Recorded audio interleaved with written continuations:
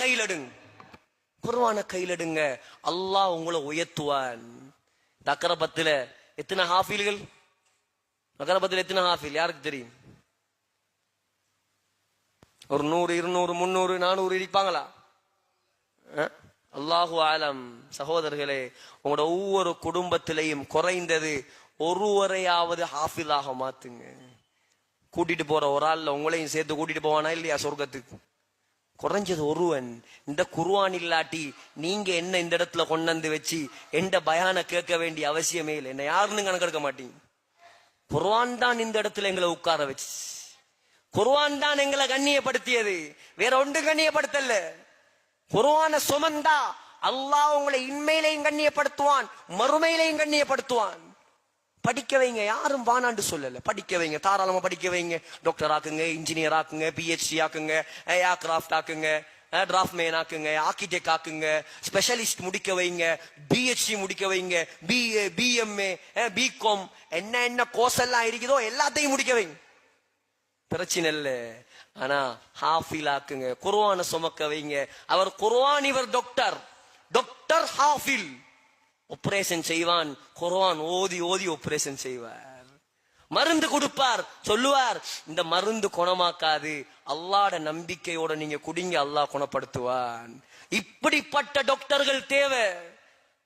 Doctor ஹாஃபில் pilot, ஹாஃபில் pilot flight ஓட்டட்டும் பரவாயில்ல.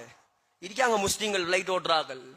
அவன் என்ன ஓட்டுவான்? ஃபிளைட் ஓட்ட போகல, பாட்டு படிச்சுட்டா ஃபிளைட் ஓட்டுவான். குர்ஆன் ஓதி ஓதி ஃபிளைட் ஓட்டுவான். அல்லாஹ் பாதுகாப்பா கொண்டு போய் சேர்ப்பான். இந்த கொஞ்ச நாளையிலேயே 5-6 ஃபிளைட் தலகுகளா பிறண்டுட்டு, டெல்டான்றான், அதுன்றான், இதுன்றான், எல்லாம் பிறண்டு போய்தேன். ஆரம்பமே சரியில்லையே. போய் ஃபிளைட்டுக்குள்ள ஏற போகலையோ மியூசிக். கொஞ்ச நேரத்தால வருவா, என்னத்தை எடுத்துட்டு வருவா? Excuse me sir, what to you want sir? Alcohol. நாங்க தாடியோடையும் தொப்பியோடையும் இங்க ஜுப்பாவையும் போட்டுக்கிட்டு அல்லாமா குள்ளி மாறி உட்கார்ந்து இருக்கிறான். பக்கத்துல மனைவி, அங்கால தாத்தா. இந்த முறை எனக்கு நடந்தது. கேட்கிறாள், சாராயம் வேணுமான்னு கேட்கிறாள்.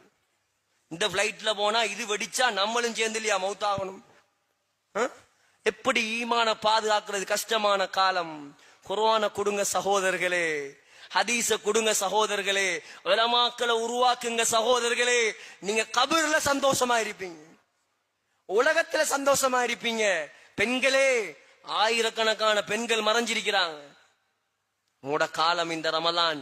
பெட்டிசையும் கஞ்சையும் காய்ச்சி காய்ச்சி இஃப்தார் நேரத்தை நாசமாக்கிறாதீங்க. இவர் மாப்புல குர்ஆன் ஓதுற, அங்க பார்த்தா அந்த பொம்புல பாவம். பாங்கு சொல்லும் வரைக்கும் அவ குசினியில. பாங்கு சொல்லக்கூடிய நேரம் கஞ்சி காய்ச்சிற நேரம் அல்ல, துவா கபூலாகிற நேரம் அது. பாங்கு சொல்றதுக்கு முன்னால மாப்பிள்ள, பொஞ்சாதி, இம்மா, வாப்பா, புள்ள எல்லாரும் சுஃப்ரால உட்கார்ந்துடணும் கையேந்தி. இன்னலி சாயிமி தஅவத்தன் லா துரத்து.